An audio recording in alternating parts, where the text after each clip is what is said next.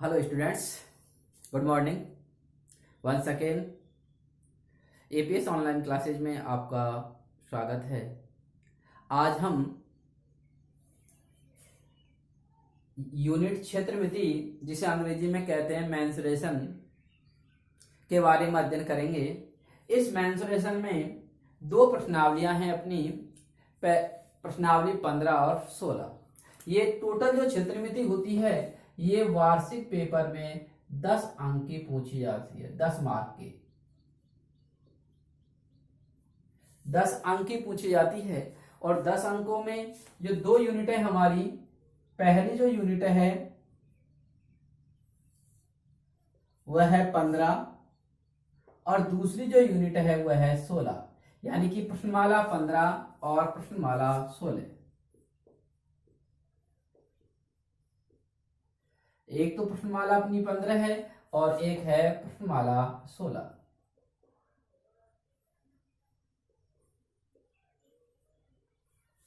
प्रश्न वाली जो अपनी 15 है यह है वृत्त की परिधि एवं क्षेत्रफल। वृत्त की परिधि एवं क्षेत्रफल। प्रश्नावली जो 16 है वह है पृष्ठीय क्षेत्रफल व आयतन। पृष्ठीय क्षेत्रफल व आयतन। आज हम जो चर्चा करने जा रहे हैं वो प्रश्नावली 15 के बारे में करने जा रहे हैं। प्रश्नावली जो 15 है वार्षिक पेपर में ये 4 अंक की होती है। 4 अंक की 15 है और ये होती है 4 + 6। इस प्रकार से 10 अंक आते हैं। प्रश्नावली 15 तो है 4 अंक की और प्रश्नावली 16 जो है वह है 6 अंक की। अब इसे अंग्रेजी में जो कहते हैं, यह है हमारी circumference and area of a circle. दूसरा है सरफेस एरिया एंड वैल्यू। आज हम इस प्रश्नावली 15 के बारे में अध्ययन करेंगे। तो यहाँ पर सबसे पहले जो आ रही है हमारी, वो आ रही है वृत्त। वृत्त क्या होता है? अब वृत्त के बारे में, क्योंकि हमने पिछली कक्षाओं में पढ़ा है कि वृत्त क्या होता है, तो हम वृत्त के बारे में बताते हैं। यह है वृत्त, जिसे अंग्रेजी में कहते हैं सर्किल। बेटा वृत्त होता है, सबसे पहले मैं इसकी परिभाषा बता रहा हूं, किसी समतल में एक स्थिर बिंदु से। अब हमारा कोई भी समतल हो सकता है, तल हो सकता है, और इस तल में आपको एक स्थिर बिंदु लेना है। अब हमने मान के चले ये स्थिर बिंदु लिया है, ये ओ, ये एक समतल है ब्लैक बोर्ड, इसमें एक स्थिर बिंदु लिया है ओ, और ओ से निश्चित दूरी पर, अब यह है निश्चित दूरी, इसे कहते हैं निश्चित दूरी। निश्चित दूरी पर स्थित बिंदुओं के समुच्चय को, स्थित बिंदुओं के समुच्चय को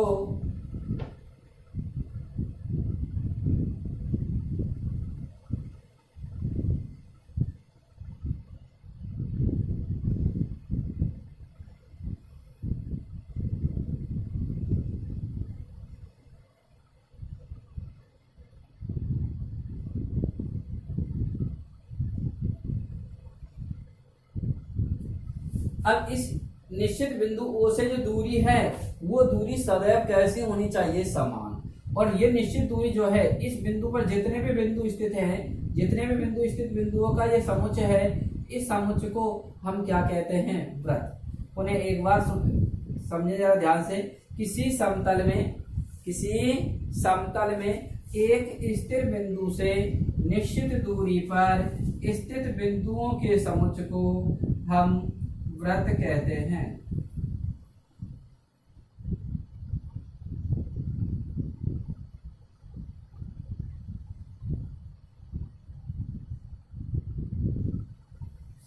अब ये अपना वृत्त जो बन रहा है इस वृत्त में जो स्थिर बिंदु है ये देखा था, इसकी वृत्त की परिधि पर जो बिंदु दिख रहे हैं वो आपको अनेक दिख रहे हैं। दूसरी परिभाषा है इसकी, नंबर सेकंड परिभाषा,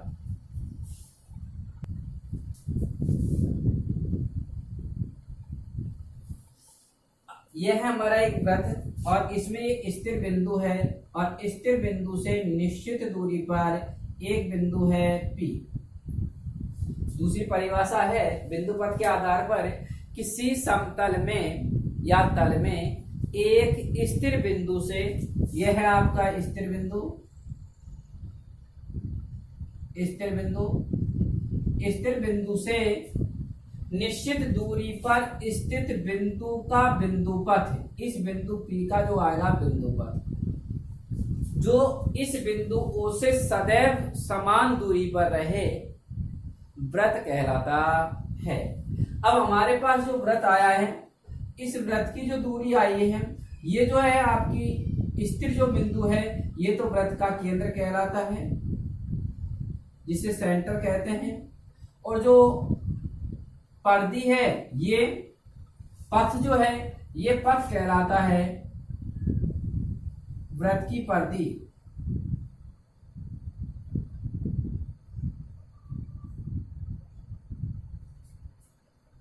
अब यहां पर जो ये है अचर दूरी, जिसे हम निश्चित दूरी कहते हैं, अचर दूरी कहो या निश्चित दूरी कहो, ये कहलाती है वृत्त की त्रिज्या, और त्रिज्या को हम दर्शाते हैं स्मॉल r या कैपिटल R से। अब आपको पता लग गया होगा कि वृत्त जो आकृति होती है वो अंदर से खोखली होती है। खोखली होने के कारण अगर हम देखें इसके चारों ओर का, इसके चारों ओर का जो ये मार्ग है, पथ है, ये पथ ही वृत्त की परिधि होती है। नियत जो बिंदु था अपना, वो वृत्त का केंद्र होता है जिसे हम O से दर्शाते हैं।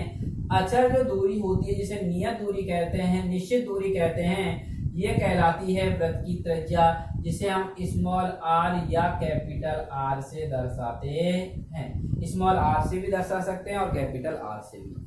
अब यहाँ पर त्रिज्या की आती है परिभाषा की। त्रिज्या होती क्या है? यह है परिधि पर स्थित कोई बिंदु है ये, और केंद्र है O। तो परिधि पर स्थित बिंदु को केंद्र से मिलाने वाला जो रेखाखंड होता है, परिधि पर, अब परिधि पर स्थित बिंदु होगा और परिधि पर ये स्थित बिंदु है और यह है केंद्र, और इस केंद्र से जो मिलाने वाला जो रेखाखंड है, यही रेखाखंड वृत्त की त्रिज्या रेडियस कहलाती है, जिसे हम स्मॉल r से दर्शाते हैं। अगर हम इस त्रिज्या का दुगना कर दें, त्रिज्या का क्या कर दें? दुगना, तो अगर हम इसको आगे बढ़ा दें तो ये हमारा कहलाएगा वृत्त का व्यास।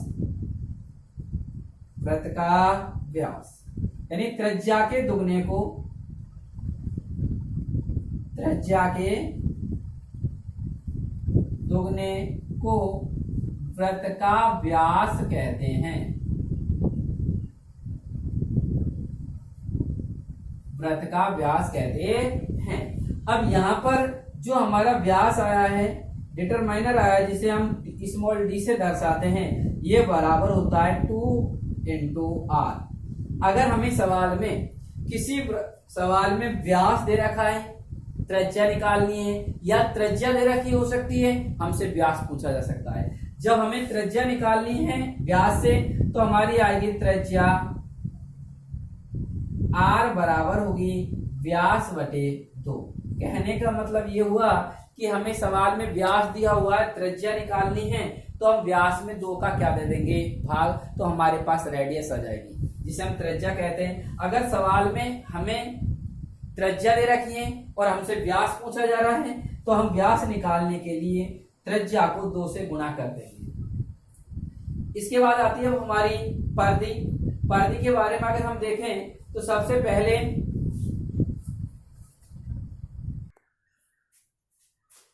वृत्त की जो परिधि होती है, ये जो अपना वृत्त है, इस वृत्त के 3 भाग होते हैं। नंबर 1, अंदर का जो भाग है ये कहलाता है अभ्यंतर भाग। अंदर का जो भाग होता है इसे कहते हैं अभ्यंतर भाग। और ये बाहर का जो भाग होता है इसे कहते हैं बहिर्भाग, और जिस भाग पर ये पर्दी बनी हुई होती है इसे कहते हैं व्रत।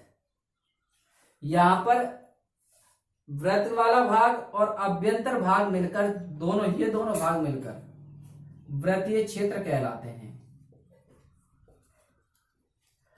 अब व्रतीय क्षेत्रों में सबसे पहले अगर हमें पर्दी की बात करनी है तो पर्दी होगी कि ये व्रत है इस बिंदु ए से हम चल रहे हैं, इसके चारों ओर एक चक्कर लगा रहे हैं। एक चक्कर लगाने पर जितनी भी दूरी तय होती है वो हमारी व्रत की पर्दी कहलाती है। व्रत की पर्दी की परिभाषा हुई, व्रत के अनुदिश एक पूरे चक्कर में तय की गई दूरी व्रत की पर्दी कहलाती है। पर्दी को जो हम दर्शाते हैं वो सी द्वारा दर्शाते हैं। यहां पर पर्दी जो होती है, इस पर्दी से और ये निकल के आया हमारा व्रत का एक व्यास।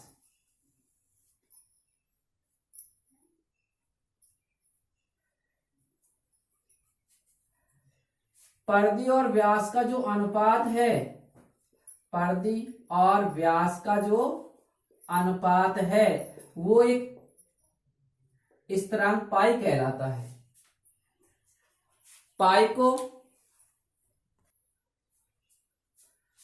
पाई जो है अपना ये ग्रीक अक्षर है, और ग्रीक अक्षर जो लिया जाता है इसका जो मान होता है वो 22/7 या 3.14 होता है। भारतीय गणितज्ञ आर्यभट्ट ने ऐसे 20,000 इकाई व्रत लिए जिनमें उनकी पर्दी और व्यास का अनुपात देखा, तो उनका जो अनुपात आता है हमेशा एक निश्चित मान प्राप्त होता है, और वो आता है 22/7 या 3.14। अब उन्होंने यह बताया कि अगर हमें इस व्रत की पर्दी ज्ञात करनी है तो हम इसके नीचे इस व्यास को अगर हम लिख दें 2r, अर्थात व्यास जो होता है वो त्रिज्या के बराबर होता है, तो यहां से निकला पाई बराबर पर्दी बटे 2r। तो इसके नीचे एक माना, वज्र गुणा किया तो यह आ गई पर्दी बराबर आ गई आपकी 2 पाई r। पर्दी बराबर आ गई आपकी 2 पाई r। तो ये हमारे पास व्रत की पर्दी निकल आई। व्रत की जब पर्दी निकल आती है, अब यहां पर जो ये पाई आ रहा है, इस पाई जो होती है एक अपरिमेय संख्या होती है, अपरिमेय संख्या, क्योंकि इसका जो दशमलव प्रसार होता है वो अशांत अनावर्ती होता है। अशांत अनावर्ती होने के कारण इस पाई का सिर्फ निकटतम मान ही लिया जाता है 22/7 या 3.14। अब हमारे पास एक सूत्र निकल आया व्रत की पर्दी का, और व्रत की पर्दी का सूत्र होता है अपना 2 पाई r, जो हम पिछली कक्षा 6, 7, 8, 9 से लगातार पढ़ते आ रहे हैं। अब इसे याद रखने के लिए हम ये भी कह सकते हैं कि चल मेरा घोड़ा चल मेरा यार, व्रत की पर्दी 2 पाई r। क्या कहेंगे? चल मेरा घोड़ा चल मेरा यार, व्रत की पर्दी 2 पाई r। तो हमारे व्रत की पर्दी का जो सूत्र ज्ञात करने का सूत्र है तो वो 2 पाई r आया है। इस पर्दी को ही हम कह सकते हैं व्रत का परिमाप।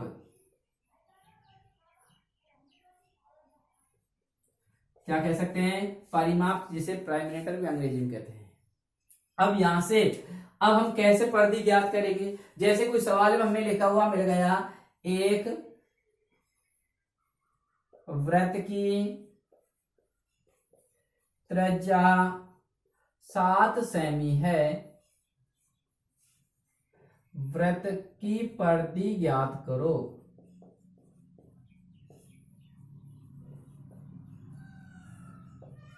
अब हमें यहां पर ये त्रिज्या दे रखी है और हमसे पर्दी पूछी जा रही है, तो हम सबसे पहले लिखेंगे व्रत की त्रिज्या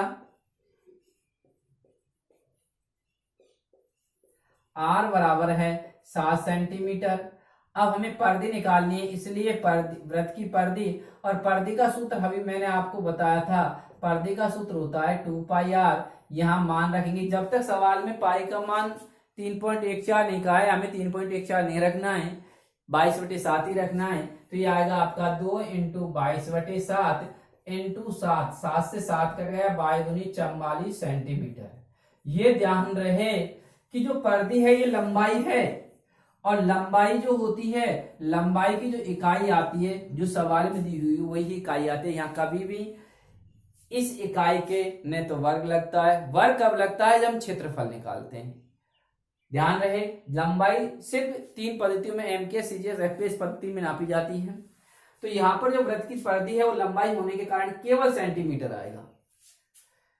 अब दूसरा, जैसे अगर हम दूसरा उदाहरण देखें, अब हमें दे रखा है कि वृत्त का व्यास 1.4 सेमी है, ये सेमी का हटा दो कि बार मीटर ले लो, मीटर है। वृत्त की परिधि ज्ञात कीजिए,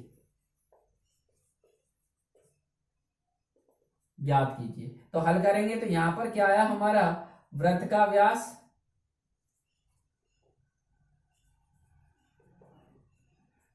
व्यास दे रखा है और व्यास का मान है 1.4 मीटर। लेकिन अब हमें सूत्र में तो आर चाहिए, त्रिज्या चाहिए, तो पहले त्रिज्या निकालनी है। तो यहाँ आएगा, इसलिए त्रिज्या बराबर आर बराबर आएगी। मैंने अभी आपको बताया था कि जब हम त्रिज्या निकालते हैं, अभी मैंने मिटा दिया यहाँ पर, कि जब भी हम त्रिज्या निकालेंगे तो त्रिज्या ज्ञात करने के लिए फॉर्मूला मैंने अभी आपको बताया था कि व्यास में हम 2 का भाग देते हैं। तो इस व्यास दे रखा है 1.4, इसमें हमें 2 का भाग देना है, तो ये आ गया आपका 0.7 मीटर। इसलिए वृत्त की परिधि का सूत्र लगाएंगे, ये आएगा हमारा 2πr, 2 × 22/7 × r का मान है 0.7, 7 एकम 7, ये कट गया 0.1 बार, 22×44 4.4 मीटर। यहां पर देखें, यहां मीटर है तो मीटर ही लिखनी है। इस प्रकार ये हमारा परिधि पर आ गया। अब हम थोड़ा सा आगे चलते हैं, वृत्त का क्षेत्रफल अगर हमें निकालना है तो यह केंद्र है आपका और यह है आपकी वृत्त की त्रिज्या। वृत्त की त्रिज्या को हम आर से दर्शाते हैं। यह वृत्त की परिधि जो होती है, इस परिधि को हम दर्शाते हैं 2πr से। अगर यह है हमारा कोई वृत्त और इसे हम काटें, बीच केंद्र से अगर हम इसे काट दें, एक पन्ने के द्वारा अगर हम काटें, और काटने पर जो आकृति प्राप्त होगी, क्योंकि इस वृत्त की परिधि पर अनंत बिंदु स्थित होते हैं, और अनंत बिंदुओं के मध्य अगर हम 2 बिंदु लें, तो 2 बिंदुओं के मध्य अगर लेंगे तो यहां पर देखेंगे इस प्रकार से आकृति बनेगी, अर्थात एक त्रिभुज सा बन जाएगा। ऐसे इसमें अनेक त्रिभुज बन सकते हैं। तो इन त्रिभुजों का जब हम क्षेत्रफल निकालते हैं, तो क्षेत्रफल निकालने के लिए लिखेंगे हम यहां वृत्त का क्षेत्रफल बराबर होगा 1/2 इंटू त्रिज्या इंटू वृत्त की परिधि। कहने का मतलब ये हुआ मेरा कि यहां पर देखेंगे तो ये जो त्रिज्या है ये एक आधार बन जाएगा, और ये परिधि जो है ऊंचाई में चली जाएगी, क्योंकि यहां पर परिधि का छोटे छोटे भाग आएंगे और 2 बिंदुओं के मध्य छोटी दूरी है। तो यहां पर ये आएगा आपका 1/2 into R into 2πr। R से आर इंटू आर करेंगे तो आर स्क्वायर आ जाएगा, 2 से 2 कट जाएगा, यहां पर आ गया πr²।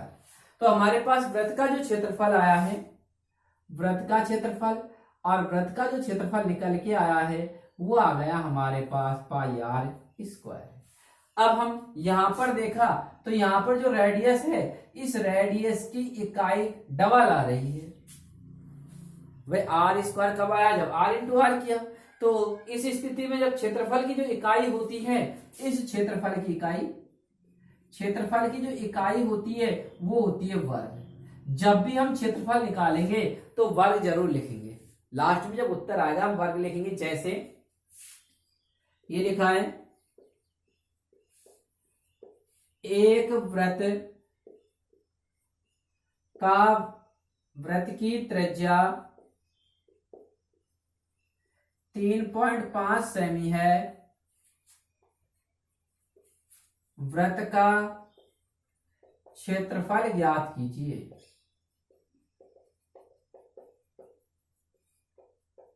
अब यहां पर ये हुआ हमारे पास कि वृत्त की जो त्रिज्या है वो 3.5 सेमी दे रखी है और हमसे वृत्त का क्षेत्रफल पूछा जा रहा है। तो जब हम इसे हल करेंगे तो ये लिखा वृत्त की त्रिज्या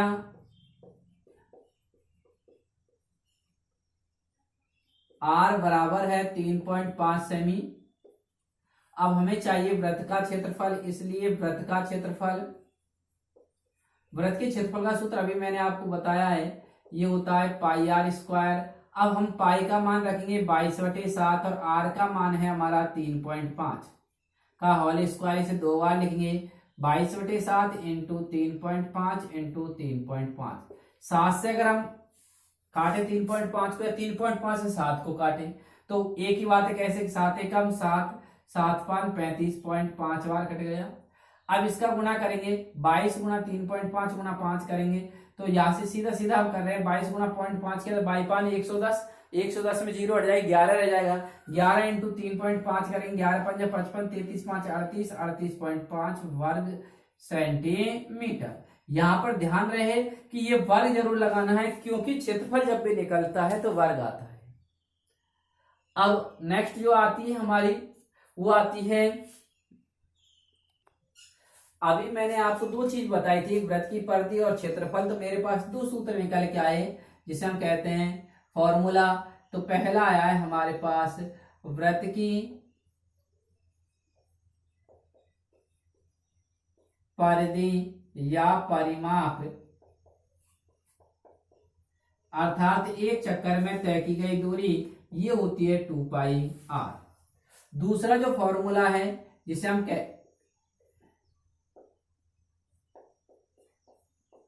दूसरा जो फॉर्मूला है वह है हमारा वृत्त का क्षेत्रफल। वृत्त के क्षेत्रफल का सूत्र अभी मैंने आपको बताया था पाई आर स्क्वायर। दो आगे सामान्य सूत्र। अगर हम इसमें थोड़ी सी और जानकारी लें, अगर अब थोड़ा आगे चलें, यह है हमारा एक वृत्त।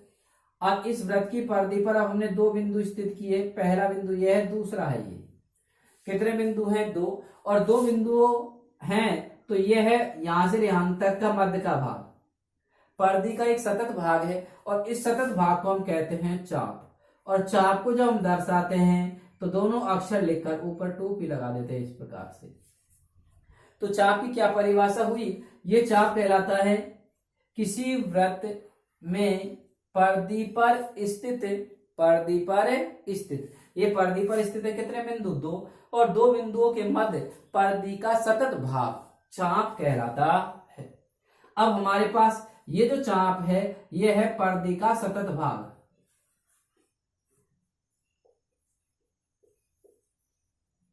और है कितने बिंदुओं के मध्य? 2 बिंदुओं के मध्य। अब बेटा यहां पर देखा तो ये छोटा है, ये छोटा जो चाप होता है, छोटे चाप को हम कहते हैं लघु चाप। और ये जो है आपका, अर्थात ये लिखा मैंने एसीबी जो चाप है आपका वो तो है लघु चाप। और ये लिख दिया है बड़ा भाग, बड़ा चाप, इसे कहते हैं दीर्घ चाप। दीर्घ चाप को लिख दिया है मैंने BDA, या हम लिख सकते हैं इसको चाप ADB। ये कैसा है? ये बड़ा है तो बड़ा होगा, और ये नीचे का छोटा है तो छोटा होगा। यहाँ पर अब दूसरी चीज इसके बारे में लिखें तो इसको हम लघु चाप और दीर्घ चाप कैसे पता लगेंगे? अगर ये चाप केंद्र पर जो कोण बनाते हैं, ये केंद्र पर कोण बना दिया तो इसे हम क्या कहते हैं? थीटा।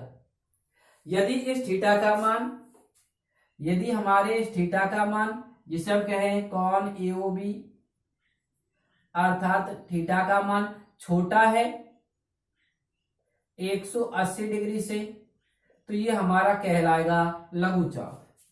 यदि इस AOB का मान बड़ा है 180 डिग्री से तो ये कहलाएगा हमारा दीर्घ चाप। यदि यहां पर हम इसको थीटा से दर्शाए तो थीटा भी लिख सकते हैं, और यदि इस ए ओ बी का मान बराबर है 180 डिग्री के तो ये कहलाएगा हमारा अर्धवृत्त।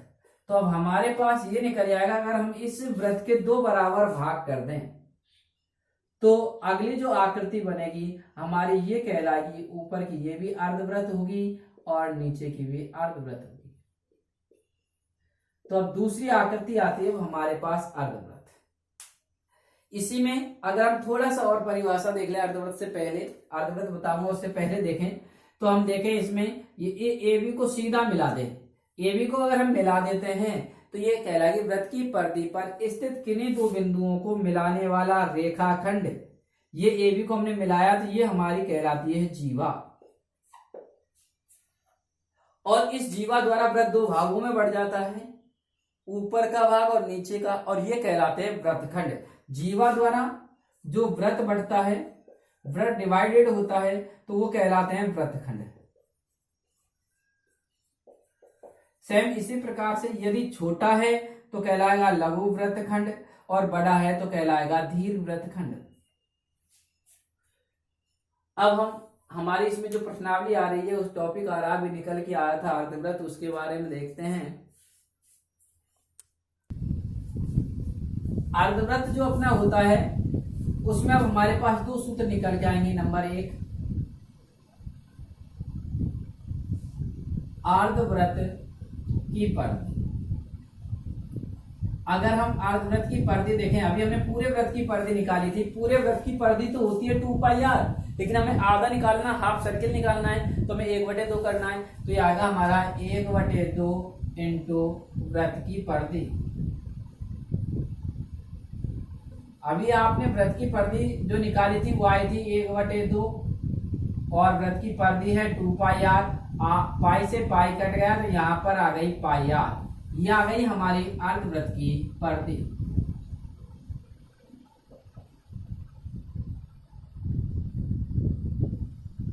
दूसरी चीज, अगर हमें यहाँ पर नंबर 2 अर्धवृत्त का परिमाप चाहिए,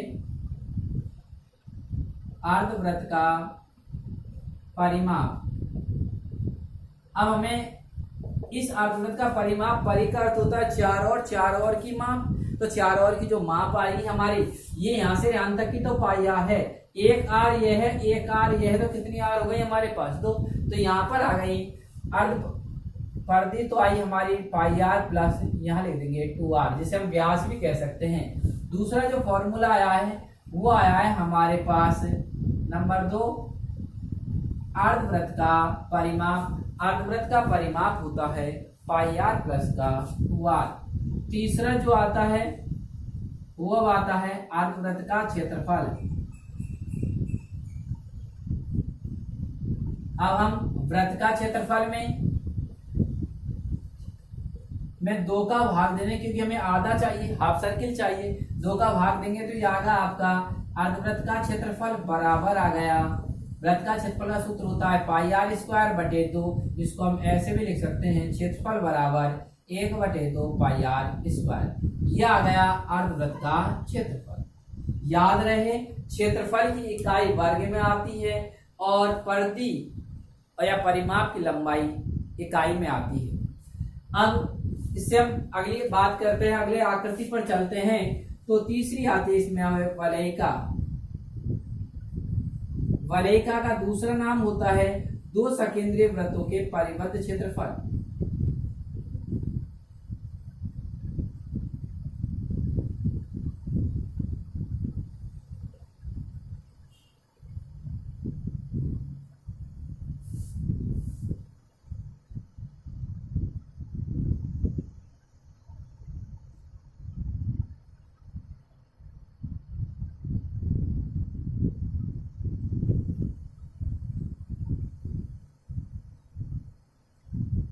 ये हमें ज्ञात करना है। अब तो सबसे पहले आया सकेंद्रीय वृत्त। क्या होते हैं सकेंद्रीय वृत्त? सकेंद्रीय वृत्त होते हैं हमारे कि ऐसे 2 वृत्त जिनका केंद्र एक ही हो और त्रिज्याएं अलग अलग हों सकेंद्रीय वृत्त कहलाते हैं। ये है हमारे दो वृत्त। इसका जो केंद्र है वो है एक ही केंद्र है, लेकिन इसकी त्रिज्या है स्मॉल आर। यह है बड़ा वृत्त, इसका केंद्र भी वही है, लेकिन त्रिज्या क्या है आपकी कैपिटल आर। ये दोनों जो वृत्त हैं वो हमारे सकेंद्रीय वृत्त कहलाते हैं। अगर हमें सकेंद्रीय वृत्तों के बीच का जो क्षेत्रफल चाहिए, ये अगर हमें निकालना है तो ये बड़े वृत्त का क्षेत्रफल में से, बेटा बड़े वृत्त के क्षेत्रफल में से हम छोटे वृत्त का क्षेत्रफल घटा देंगे, तो हमारे पास वलय का या दो सकेंद्रीय वृत्तों के मध्य का क्षेत्रफल आ जाता है। तो यहाँ पर लिखेंगे वलयिका का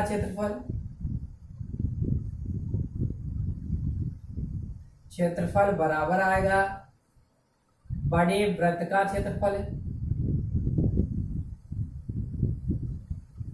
माइनस छोटे वृत्त का क्षेत्रफल। यहां पर देखा है तो आपको पता है बड़े वृत्त की जो त्रिज्या है, बड़े वृत्त की त्रिज्या यह तो है आपकी कैपिटल आर, और छोटे वृत्त की जो त्रिज्या है, त्रिज्या ये चित्र में दर्शा रहा है कि आपको स्मॉल आर। तो क्योंकि यहाँ पर आर बड़ा है किससे, स्मॉल आर से, बड़ा आर बड़ा है किससे, स्मॉल आर से। तो यहाँ पर एक बड़े वृत्त का जो क्षेत्रफल है वो अभी मैंने आपको बताया था, वृत्त का क्षेत्रफल का सूत्र होता है पाई आर स्क्वायर, इसका भी पाई आर स्क्वायर होगा, लेकिन यहाँ पर जो त्रिज्या है वो स्मॉल आर है। तो हम लिखेंगे पाई स्मॉल आर स्क्वायर, पाई क्या ले लेंगे कॉमन, तो ये ले लिया हमने कॉमन, तो यहाँ आ गया आपका आर स्क्वायर माइनस का स्मॉल आर स्क्वायर। ये कहलाता है वलयिका का क्षेत्रफल या दो सकेंद्रीय वृत्तों के मध्य का क्षेत्रफल। अब आते हैं हमारे सामान्य सूत्र। सामान्य सूत्रों में, सामान्य सूत्र से तात्पर्य मेरा वो है सूत्रों से है जो कि आप पिछली कक्षाओं में पढ़ते आ रहे हैं और जानते हैं। जैसे नंबर 1 सबसे पहले यह आता है हमारा आयत का क्षेत्रफल। आप जानते हैं आयत का जो क्षेत्रफल होता है उसका सूत्र होता है लंबाई गुणा चौड़ाई।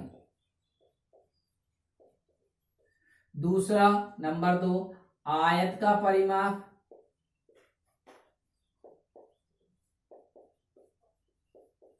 और आयत के परिमाप का सूत्र होता है 2 कोष्ठक लंबाई प्लस चौड़ाई। तीसरा आता है वर्ग का क्षेत्रफल और वर्ग का क्षेत्रफल का सूत्र होता है भुजा स्क्वायर, अर्थात हम इसको या लिख सकते हैं भुजा इंटू भुजा।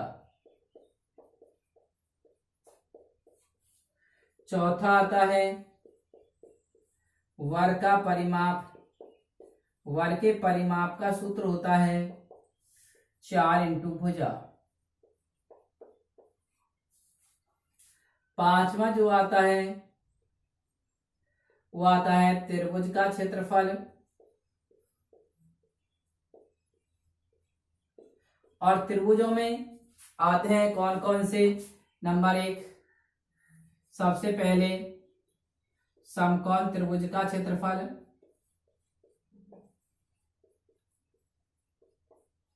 समकोण त्रिभुज का क्षेत्रफल का सूत्र होता है 1/2 आधार गुणा ऊंचाई।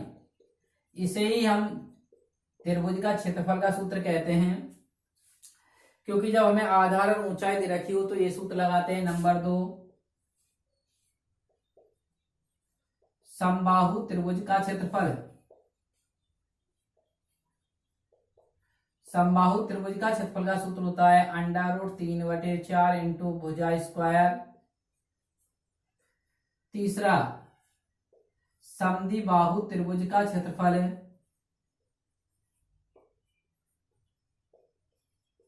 ये होता है b/4 √4a² माइनस का b²। यहाँ पर a समान भुजा है, b असमान भुजा। और चौथा होता है विषमबाहु त्रिभुज का क्षेत्रफल, ये हम हीरोन के सूत्र से ज्ञात करते हैं। हीरोन का सूत्र ये होता है अर्ध परिमाप S बराबर a plus b plus c/2।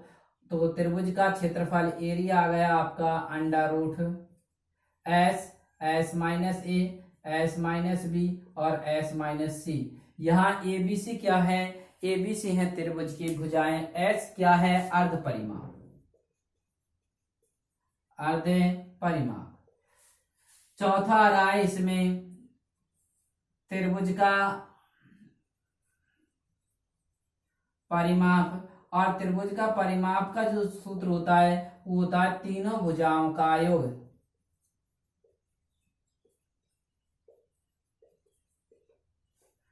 अब हम इसमें थोड़ा सा आगे चलते हैं। छठवां, अगर हम देखें किसी भी गोल आकृति द्वारा, किसी भी गोल आकृति, अब आप जानते हैं गोल आकृति क्या क्या होती हैं। वो होती है आपका किसी भी बस का हो, कार का हो, साइकिल का पहिया हो, या आपका ऐसी कोई आकृति जो एक चक्कर लगा रही है। किसी भी गोल आकृति द्वारा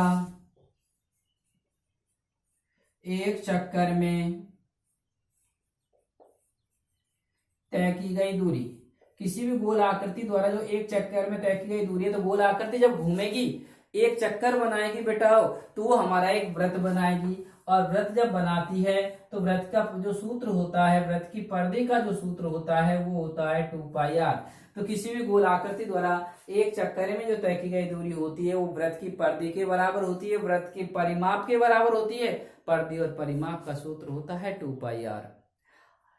सातवां आता है, अगर हमें किसी गोल आकृति द्वारा लगाए गए चक्करों की संख्या पूछी जाए, तो यहाँ पर गोल आकृति द्वारा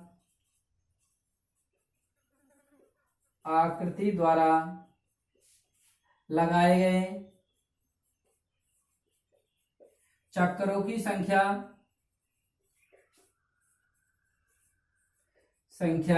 ये बराबर आएगी आपकी तय की गई कुल दूरी में एक चक्कर में तय की गई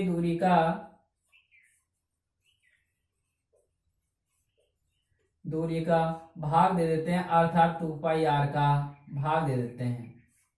यहां पर इसमें ये सामान्य सूत्र काम में आएंगे इस प्रश्नावली में। अब हम प्रश्नावली के सवाल और उदाहरण करेंगे, तब हमें पता लगेगा कि कौन सा कब लगता है।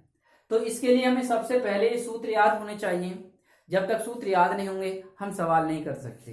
तो सवालों करने के लिए मैं एक बार पुनः रिपीट कर देता हूं कि मैंने जो सूत्र आपको बताए हैं, तो सबसे पहले वृत्त के बताए हैं, फिर वृत्त की परिधि और वृत्त का क्षेत्रफल। वृत्त की परिधि का सूत्र होता है आपको बेटा 2πr, और याद रखने के लिए मैंने बताया था चल मेरा घोड़ा चल मेरा यार, वृत्त की परिधि 2πr। इसके बाद वृत्त का क्षेत्रफल बताया था आपको, वृत्त का क्षेत्रफल का सूत्र होता है πr²। इसके बाद आपको अर्धवृत्त के बताए थे, अर्धवृत्त के बाद वलयिका के बताए थे, और वलयिका के बाद मैंने आपको सामान्य सूत्र बताए थे। ये सूत्र आपके जब कंप्लीट हो जाते हैं, क्योंकि ये प्रश्नावली सूत्रों पर आधारित है, बिल्कुल सिंपल है। सूत्र अगर याद है तो 1 मिनट में सिर्फ मान रखना आना चाहिए। अगर मान रखना हम सीख गए तो सवालों को हल कर सकते हैं, सिर्फ कैलकुलेशन है इसमें। तो अगले वीडियो में हम फिर मिलेंगे।